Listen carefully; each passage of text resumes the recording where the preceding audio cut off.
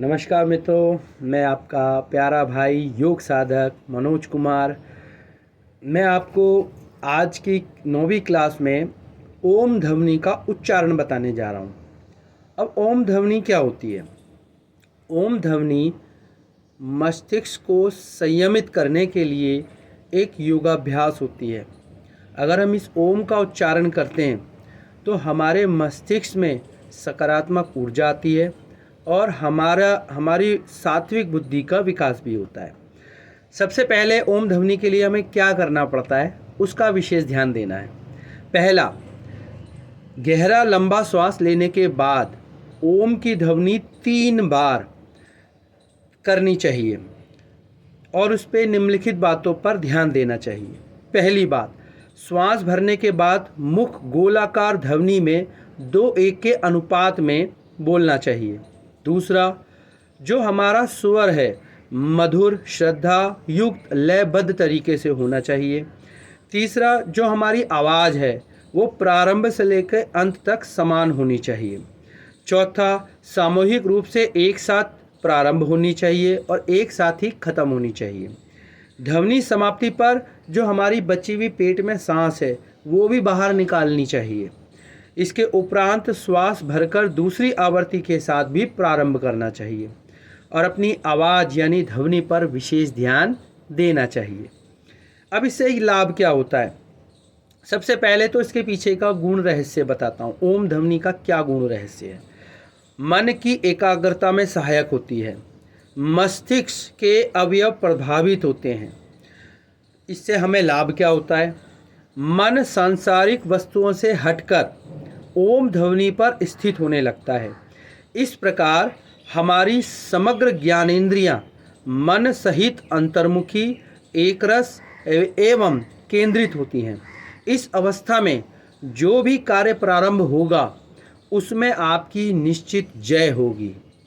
ओम के अंतरिम चरण की ध्वनि में यानी जब माँ की ध्वनि निकलती है, इसमें मस्तिष्क की जो सुस्त शक्तियाँ होती हैं वो जागृत हो जाती हैं।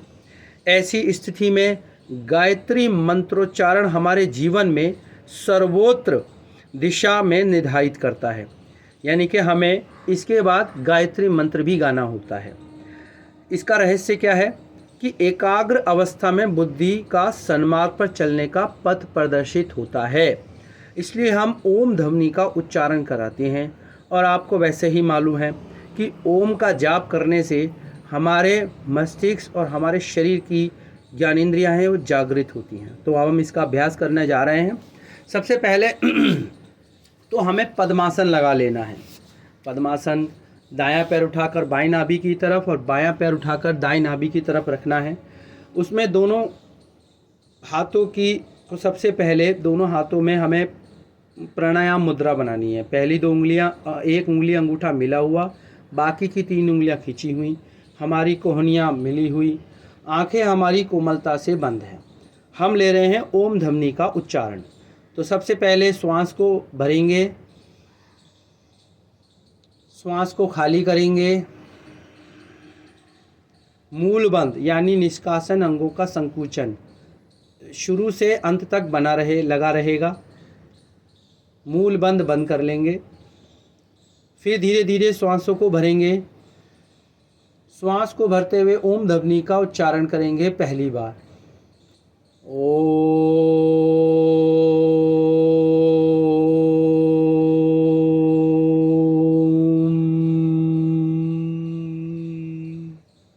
लंबा गहरा श्वास दूसरी बार भरेंगे।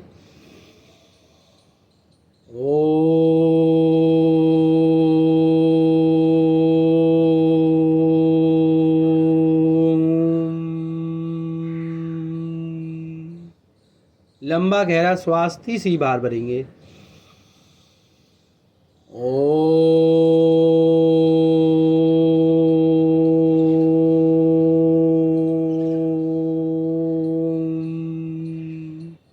गायत्री मंत्र सभी मिलकर एक साथ।